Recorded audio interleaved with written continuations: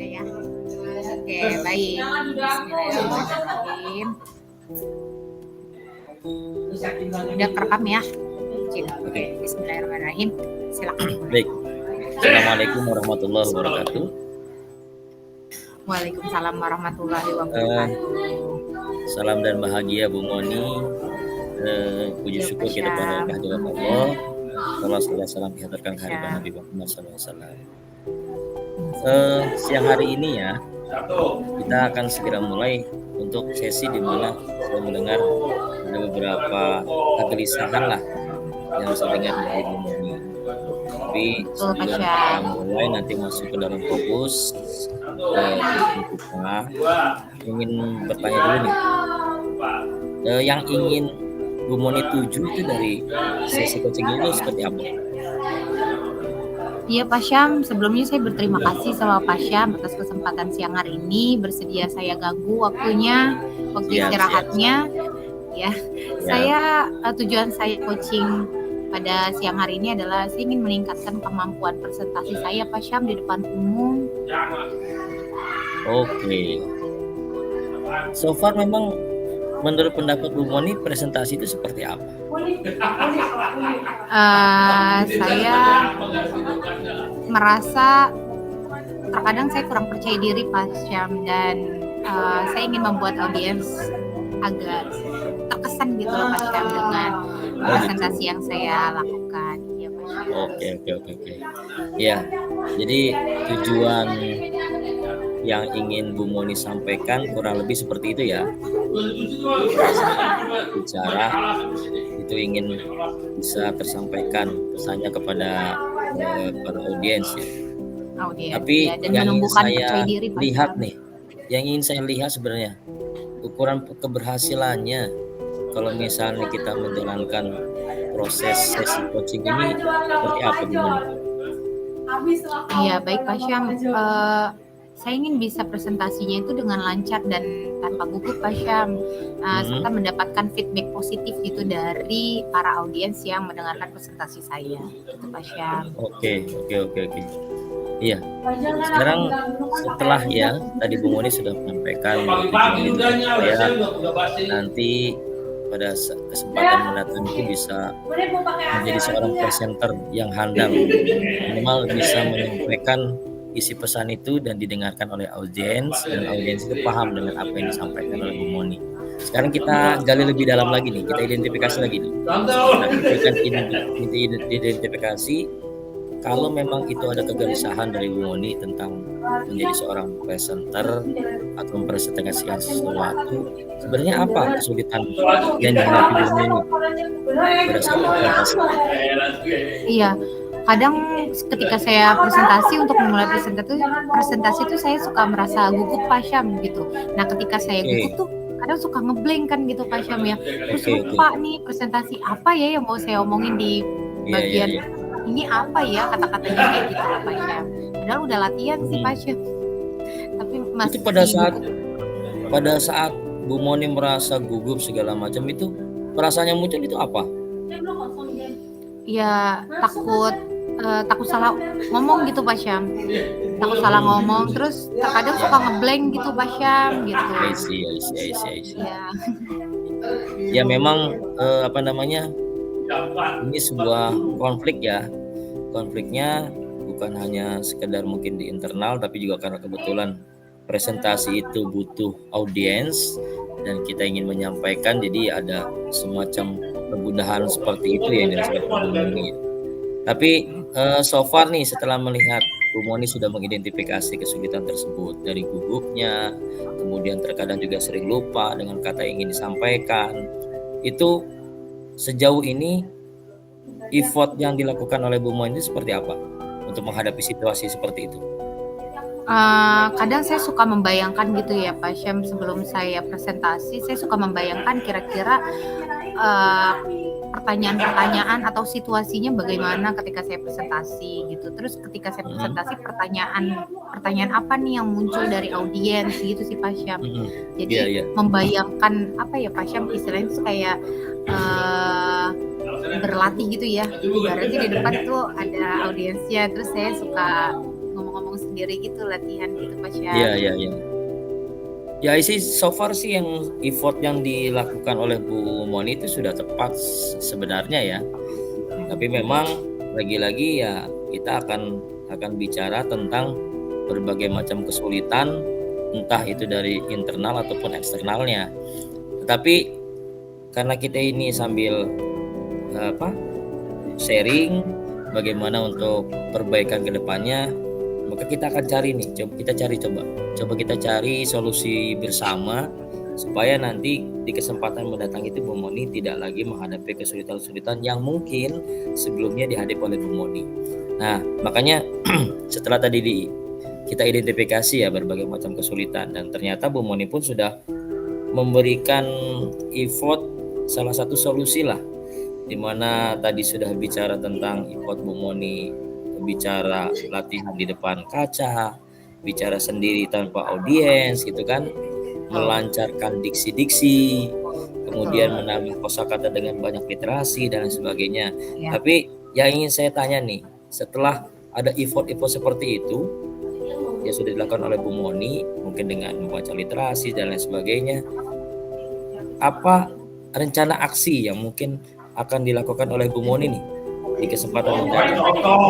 Tadi kan kita explore ya, ada aktualisasi diri yang sudah Bu Moni lakukan, kemudian sudah ada kesadaran bahwa ini loh salah satu titik lemahnya, mungkin kelemahannya, tapi kemudian sudah ada effort dari Bu Moni. Nah, nextnya nih rencana aksi Bu Moni seperti apa? Mungkin saya akan lebih mempersiapkan presentasi saya dengan baik gitu ya Pak Syam. Terus mencoba untuk lebih tenang gitu kali ya, karena sejujurnya saya tuh orangnya gugupan Pak Syam gitu, panik, gugup gitu. Nah mungkin ada usaha-usaha KSE yang harus saya terapkan gitu ya Pak Syam ya, untuk saya menangani reduce rasa gugup saya gitu ya Pak Syam. Iya, saya setuju itu dengan Bu Moni itu, karena memang lagi-lagi kita akan berpatokan dan berpijak dari situasi emosional dan sosial kita. Jadi kalau konteksnya memang kita bicara bukan presenter itu kan memang secara individu ya, tapi kemudian ketika dia berhadapan dengan audiens, maka kita akan masuk dalam wilayah sosial, di mana apa yang kita sampaikan pasti akan mendapatkan respon dari audiens. Nah, persoalannya adalah kita akan berpikir apakah responnya itu positif ataupun negatif. Nah, itu kan tergantung dari diksi yang kita pilih ya pada saat kita mempresentasikan sesuatu.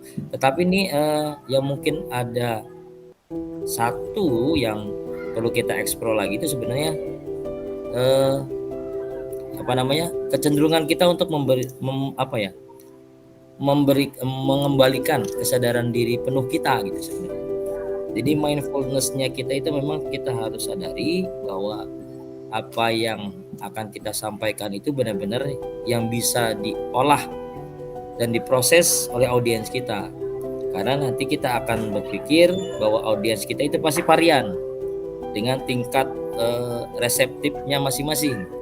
Mungkin ada yang dengan tingkat pendidikan tertentu, mereka bisa langsung memproses, berarti kan ada diksi-diksi yang mungkin harus dipilah dan dipilih, disesuaikan dengan jenjang. Jenjang ini kan bukan hanya sekedar jenjang masalah umur, tapi juga jenjang masalah strata pendidikan dan sebagainya. Tapi so far nih kita ingin menggali lebih dalam lagi. Ada prioritas yang Bu Moni ingin miliki nggak dalam rencana aksi yang nanti akan dilakukan? Kalau untuk prioritas sih saya nggak ada yang terlalu tinggi Pak Syam. Saya cuma ingin berusaha nih menampilkan presentasi saya tuh maksudnya saya ingin membawakan presentasi saya itu dengan lancar gitu loh Pak Syam. Hanya itu sih gitu. Jadi tidak terkesan kayak nggak prepare nih atau masih gugup gitu, masih salah-salah ngomongnya gitu loh Pak Syam.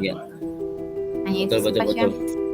Nah, kalau strateginya coba. Kalau strateginya itu supaya nanti presentasinya itu bisa, taruhlah mungkin kita tidak bicara perfect ya, tapi bisa slow, kemudian flow gitu, mengalir begitu saja, sehingga tidak terlihat ada jeda-jeda antara satu sesi dengan sesi yang lainnya.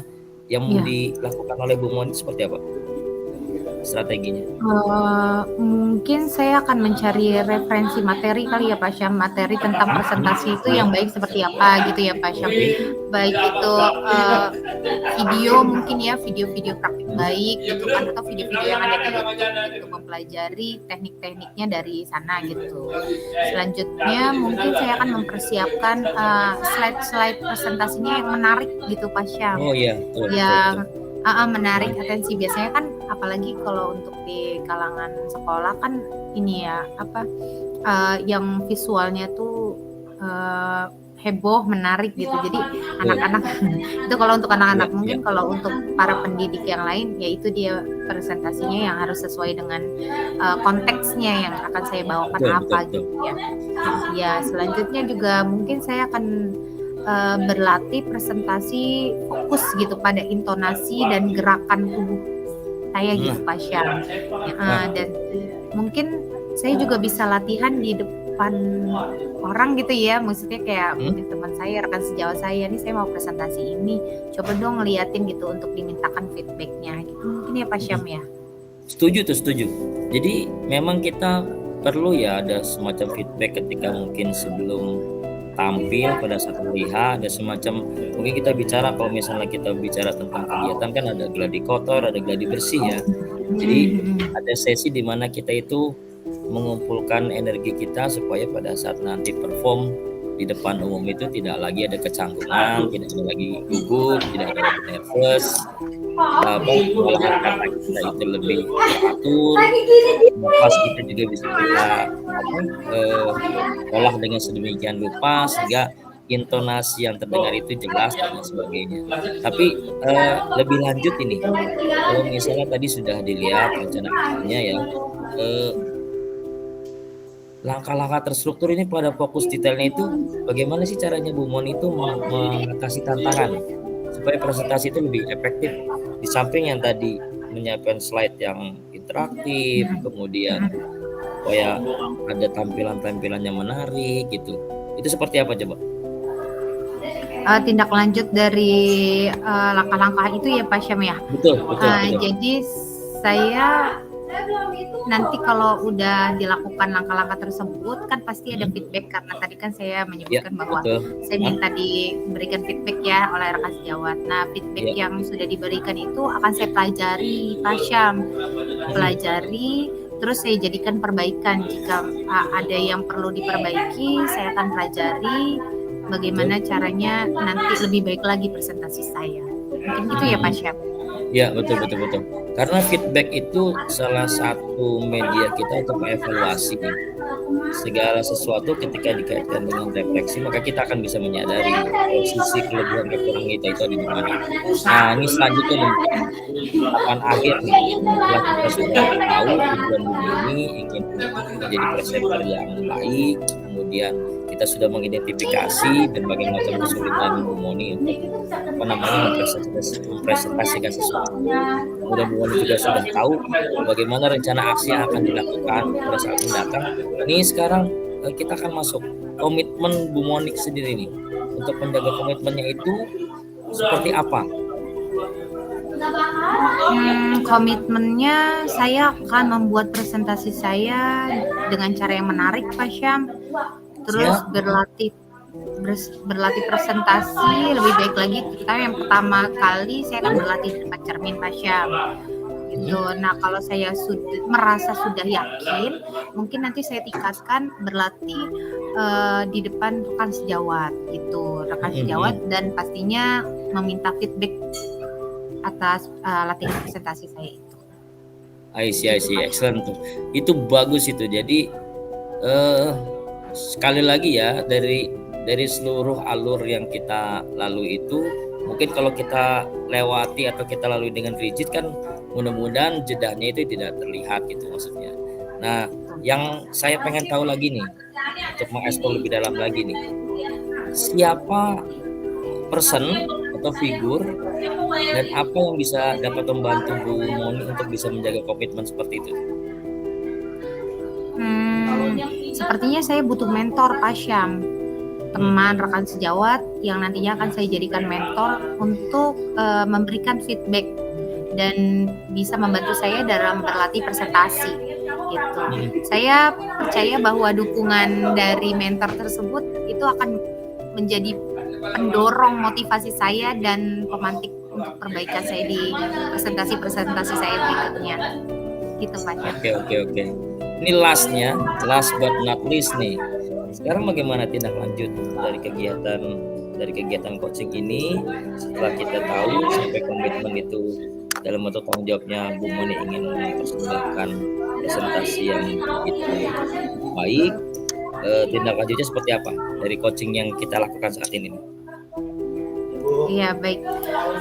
Saya akan terus berlatih presentasi lebih baik lagi, Pak Syam, dan mencari feedback dari teman atau mentor untuk terus meningkatkan kemampuan presentasi saya. Tuh, dan kegiatan ini tidak hanya menjadi fokus sementara saja, Pak Syam, tapi sebuah perjalanan yang terus-menerus akan saya lakukan sebagai pengembangan diri saya dalam berkomunikasi efektif. Gitu, Pak Syam. Siap. Setuju. Itu setuju sekali, karena kalau pepatah itu pernah mengatakan kan, Allah bisa karena biasa. Jadi kita biasakan menjadi seorang presenter yang baik, ya kalau tidak dibiasakan untuk bicara di depan umum ya menjadi nonsense.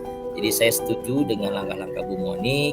Bu Moni juga sudah menyadari bahwa dari identifikasi kesulitan dan tantangannya seperti apa, kemudian di rencana aksinya sudah terlihat alurnya itu sudah bisa sesuai dengan jalan dan track on the track lah, kalau bahasa itu sudah on the track, ya kita tinggal lihat nanti komitmennya. Mudah-mudahan Bu Moni dipermudah untuk bisa mempersembahkan sebuah presentasi yang wow gitu, yang akan punya imbas yang begitu melekat lah buat audiens, sehingga tercatat lah bahwa presentasi seperti ini nih cirinya Bu Moni ya gitu. Jadi ada semacam brandnya nanti. Saya terkesan dengan bincang-bincang kita ini, mungkin terbatas dengan waktu ya Bu Moni ya. Tapi yang jelas saya sebagai rekan, sebagai mitra untuk saling berbagi ini hanya sekedar memandu saja, mendampingi. Sekiranya mungkin ada feedback dari saya yang mungkin bisa berguna, itu mungkin bisa dibersamai lah, karena kita sama-sama saling belajar menjadi pribadi yang lebih baik lagi. Yang sekali lagi, yang lebih utama dari apapun yang kita lakukan adalah kita melakukan refleksi diri. Feedback dari masing-masing audiens itu yang mungkin sudah diberikan masukannya kepada kita, mungkin kita bisa lakukan sebagai proses perbaikan diri kita di kesempatan mendatang. Sekali lagi terima kasih Bu Moni atas Terima kasih kesempatannya banyak Pak Syam atas, bisa bincang-bincang coaching-nya. dengan Ya saya. terima kasih. Mohon maaf Sama-sama. mengganggu Pak Syam waktu istirahatnya. Terima kasih Pak Syam, Oke. nanti saya balik lagi Oke, untuk salam coaching dan berikutnya ya Pak bahagia. Syam. Sukses Salam terus dan buat Bu bahagia. Moni. Mudah-mudahan di 159 semakin berjaya lagi. Assalamualaikum Amin. warahmatullahi wabarakatuh. Waalaikumsalam warahmatullahi wabarakatuh. Terima kasih Pak Syam. Bentar. Yes.